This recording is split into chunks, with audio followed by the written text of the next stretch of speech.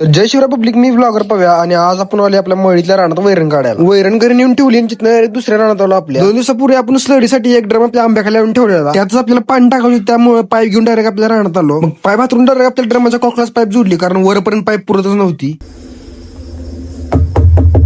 आणि लागलंच आपल्या आंब्याच्या झाडाला पण पाणी घालून घेतलं. दरवर्षीपेक्षा ह्या वर्षी आंब्याला जास्तच मोहर आलाय. फक्त ते आता वांढराने आंबे ठेवलं पाहिजे झाडाला आपल्या.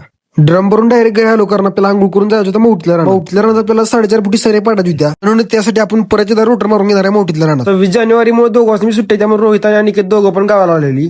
तिघं पण रेझरवर उभं राहून एकदम खोल सरी सोडून घेतली. रानात आपण 10,000 एक जातीचा ऊस लावणार आहे, त्यासाठीच आपण 4.5 फुटी सरी सोडून घेतली. पाडून झाल्यानंतर आपण परत घरी गेलो, कारण जेवण करून आपल्याला परत नाकी करायला राहणार त्याचा आहे. त्यांची तोंड सरळ केली की आपल्याला कधी पण पाणी पाजायचं, आणि पाणी पाजलं की आपण लगेच ऊस लावायला घेणार आहे. म्हणून जीवन येऊन परत आम्ही कामाला लागलो. सरीच्या तोंडाला ट्रॅक्टरच्या चाकामुळे तुडवा झालेला असतो. सगळ्या सऱ्यांची तोंड खोऱ्याने नीट करायला लागते आपल्याला. एकटा सुद्धा सऱ्यांची तोंड नीट करायला मला आज रात्रच पडली असती. परत आपण आपल्या महादेव मंदिरात आलो. उद्या आमच्या पारणाची समाप्ती आहे, त्यामुळे आदल्या दिवशीच गावातनं पालखी निघणार आहे. त्यामुळे आम्ही पण या पालखीत सहभागी झालेलो. तशी आमच्या पारण मंडळाला 36 वर्ष कंप्लीट झाली ती, त्यामुळे लहान पोरांपासून मोठ्या माणसांपर्यंत सगळ्यांनी या दिंडीमध्ये सहभाग घेतलेला.